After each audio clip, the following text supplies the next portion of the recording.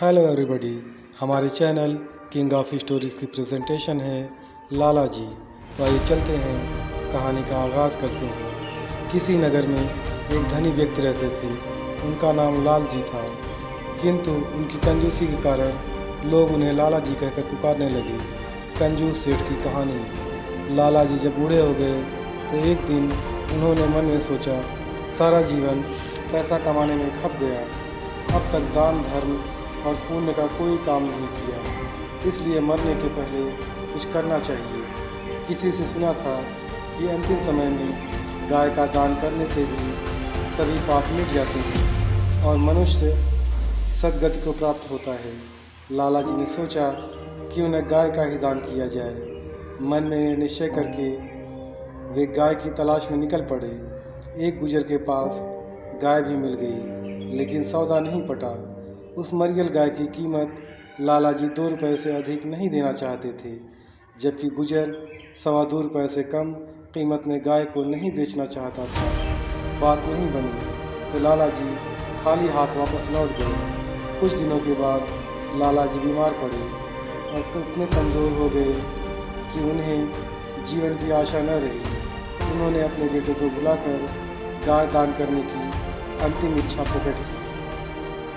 पुत्र बोला, आप जो आज्ञा करें वही होगा।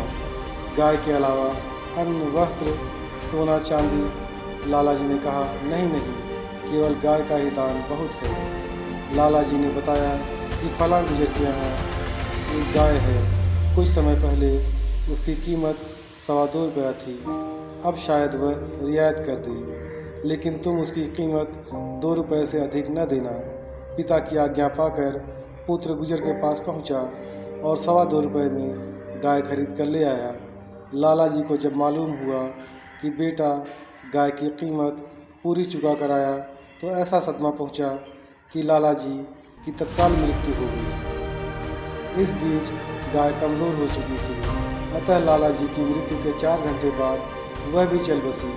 मरने के बाद लाला जी की आत्मा को यमराज के पास पहुंचाया गया और उनके पाप पुण्य का लेखा जोखा करने के बाद यमराज बोला, लाला जी, आपने अपने जीवन में पुण्य का कोई काम नहीं किया। मरते समय एक गाय दान किया है, वह भी 4 घंटे बाद मर गई, इसलिए आपको 4 घंटे का स्वर्ग मिलेगा और बाकी समय नर्क में बिताना पड़ेगा। लाला जी बोले, कोई बात नहीं, मुझे 4 घंटे के लिए स्वर्ग मिला है तो लूँगा, पहले स्वर्ग भेज दो, शेष समय मैं नरक में बिता लूँगा। यमराज बोला, पहले 1000 वर्ष नरक में जाना होगा, उसके बाद आपको स्वर्ग भेजा जाएगा। लाला जी अड़ गए, बोले, मैं पहले स्वर्ग जाना चाहता हूँ। यमराज ने डपटते हुए कहा, पर स्वर्ग पहले नहीं, पहले नरक की हवा खाओ, यह हमारा नियम है। दोनों में वाद विवाद चल रहा था कि पैने सींग वाली गाय भी वहाँ आ पहुँची और लाला जी के पास खड़ी हो विनम्र स्वर में बोली, मैं आपका कमाया हुआ पुण्य हूँ, इसलिए 4 घंटे के लिए आपकी सहायता करने आई हूँ। आप आज्ञा दें कि मैं आपकी क्या सेवा कर सकती हूँ। गाय को अपना सहायक पाकर लाला जी को साहस मिला। बोले, ये यमराज मेरी बात नहीं मानता, पहले मुझे नरक भेजना चाहता है। यदि सचमुच तुम मेरी सहायता के लिए आई हो तो इस यमराज का पेट फाड़ डालो।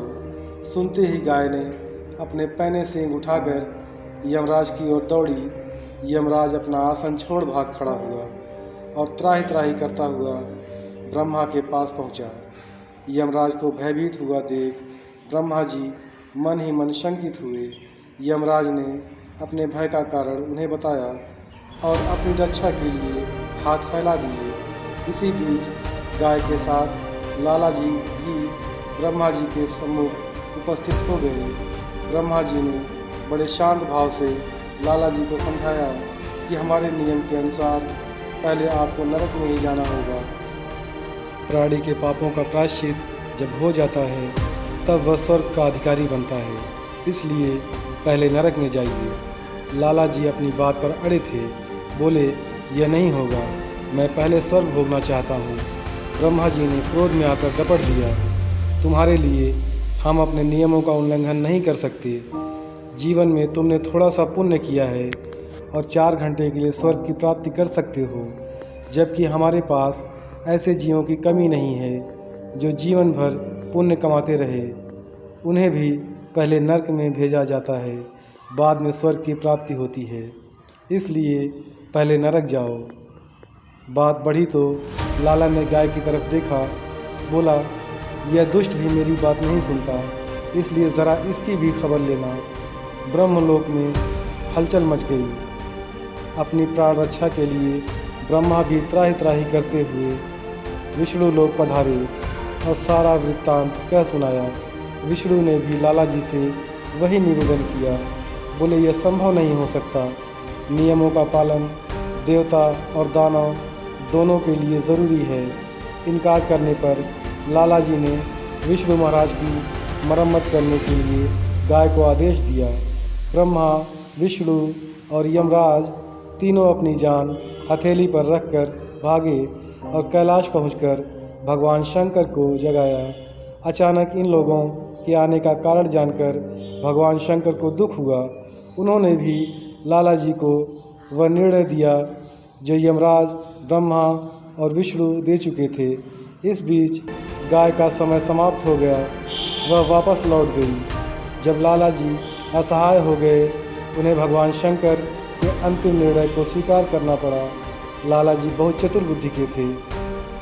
चलने के पहले तीनों देवताओं के आगे हाथ जोड़ खड़े हुए और अपनी धृष्टता के लिए क्षमा याचना करते हुए बोले, यमराज, आप तीनों देवता महान हैं।